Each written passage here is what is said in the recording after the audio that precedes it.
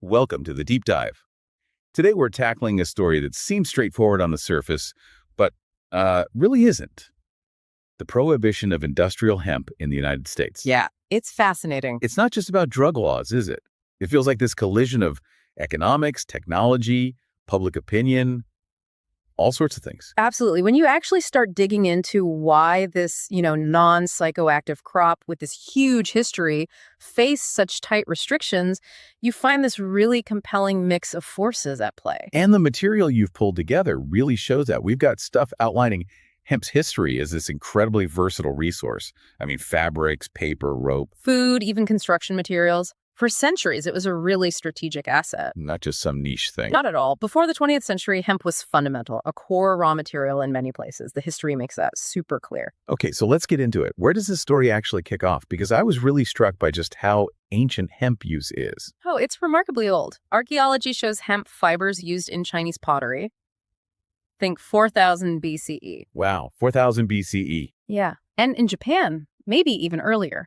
Remnants of seeds, thread, possibly around 8000 BCE. That's incredible. Really shifts your perspective. And what about those traditional accounts, like the Chinese Emperor Shennong? Is that solid? Well, Shennong, around 2700 BCE, he's a major figure in traditional Chinese medicine, and stories credit him with using hemp medicinally. Now, we should be clear, this is based on, historical narratives, legends, not quite the same as hard archaeological proof. Okay. But it fits the overall picture of hemp being used very early on for various things. So it wasn't just stuck in one region, it clearly spread. Definitely. It traveled ancient Greece, Rome, and it became super important in Europe, especially later Middle Ages for the maritime sector. Ah, sails and ropes. Exactly. Think about the sheer amount needed for ships. By the 16th century in England, the government actually legally mandated growing it to make sure the Navy had enough. Mandated it. That's serious. Shows how crucial it was seen. And then across the Atlantic to North America. This wasn't a recent thing over here either then.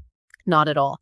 English colonists brought it in the 17th century. And get this, Virginia, 1619, passed a law requiring farmers to grow hemp. Requiring it? Massachusetts, other colonies too. People even used hemp to pay their taxes sometimes. That tells you something about its economic weight, its strategic value. Absolutely fascinating. You can really see how essential it was considered. Yeah. And then it hit a peak in the U.S. sort of mid-1800s. Right. Between about 1840 and 1860, states like Kentucky, Missouri, Illinois, big hemp producers. It was a key raw material, especially, again, for the U.S. Navy. But then things changed. Yeah. The evidence points to a decline after that. What happened?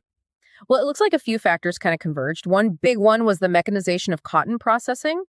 Eli Whitney's cotton gin, way back in 1793, eventually gave cotton a huge cost advantage. Right, made it much cheaper to process. Exactly. Cotton really gained an edge there. And there was competition from imports too, wasn't there? Cheaper stuff coming in. Yeah, jute.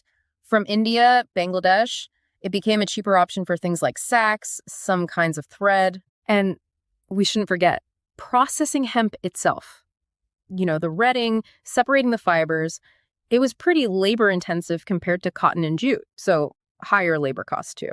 So it sounds like by the late 19th, early 20th century, hemp was already facing some serious economic challenges. Yeah.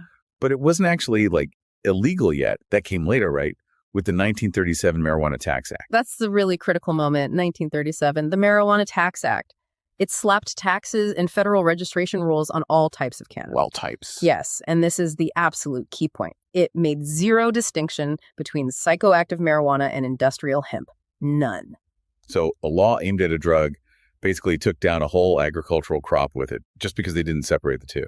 Precisely. It wasn't an outright, you cannot grow this ban, technically. But it might as well have been. Pretty much. Yeah. The act created these really high tax hurdles, complex paperwork, severe penalties if you didn't comply.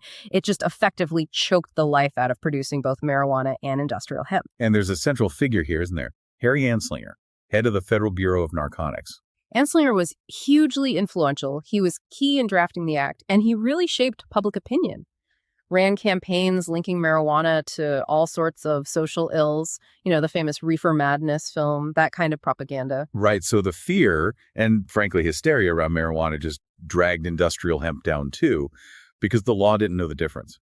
That's the real tragedy for hemp in this story. Totally different plant in practice, different uses, but caught in the exact same legal trap. Which makes it almost unbelievable that during World War II, suddenly hemp was vital again. Yeah, a complete turnaround. Japan's blockade cut off supplies of jute and abaca from Southeast Asia. America needed fiber fast. So hemp was back in demand. Big time. Suddenly it was strategic again. The U.S. government actually encouraged growing it. Really? How? The USDA backed this program, War Hemp Industries, Inc., and they even made a propaganda film in 1942, Hemp for Victory. Hemp for victory. Like, Seriously. Seriously.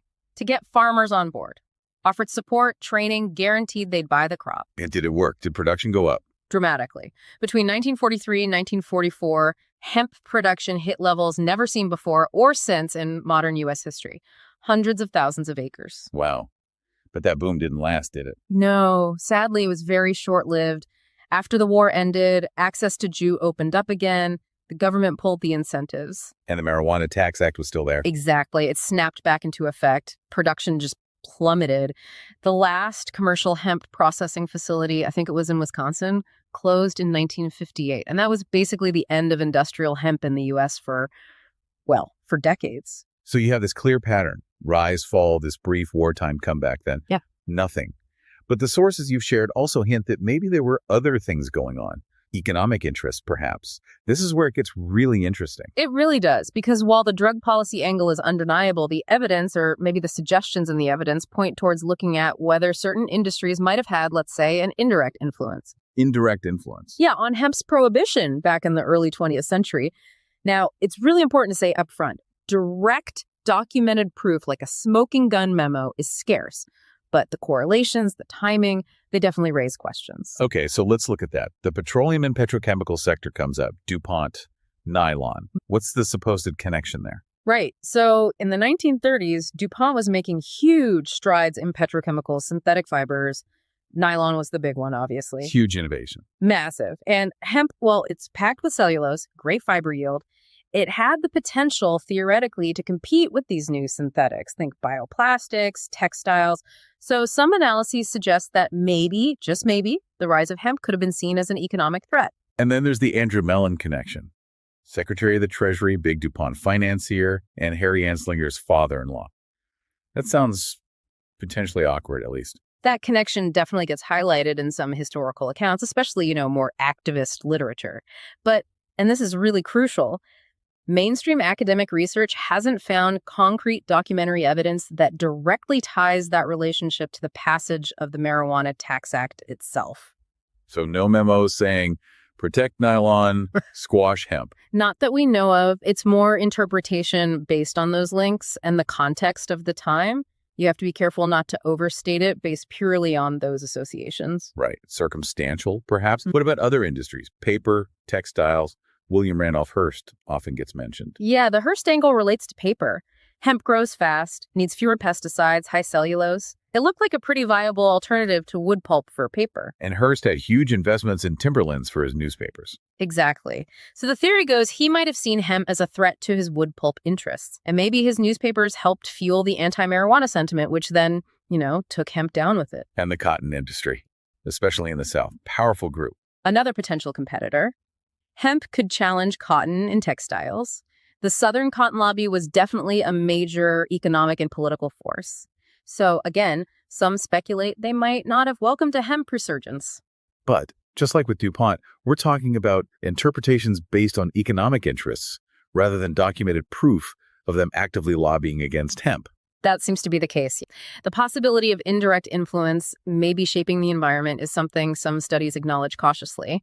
But finding direct, conclusive evidence that these specific industries orchestrated hemp's downfall, that's generally lacking in the primary historical records we have access to.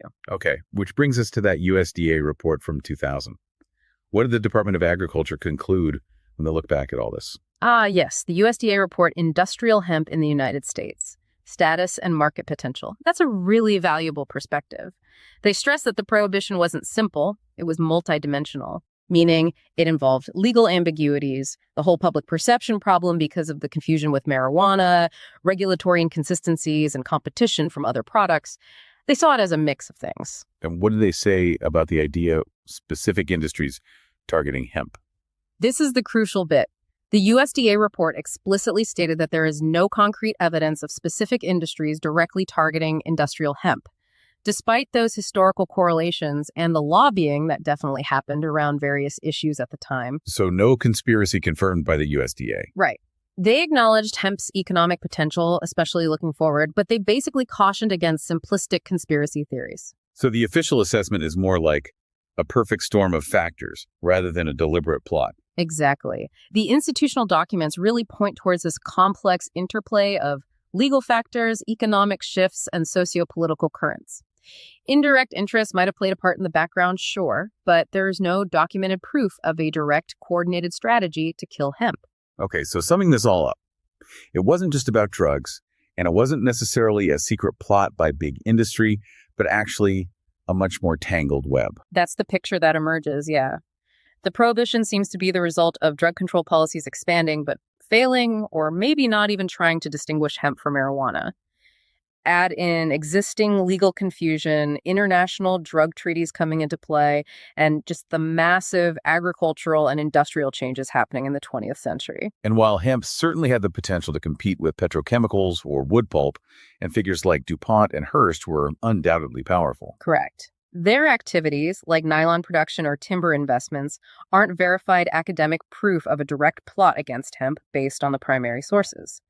Those claims rely more on correlation and interpretation. So any influence from those industries should probably be seen as potentially indirect, part of the broader context, and we need to be clear that claims of direct strategies are speculative without that hard evidence. Precisely. For academic integrity, you have to frame it carefully. The prohibition needs to be understood in that wider context: political economy, industrial competition, regulation, public perception, not just reduced to drug control or a single conspiracy. So the big takeaway here really seems to be that the story of industrial hemp prohibition is incredibly complex. It wasn't one single thing.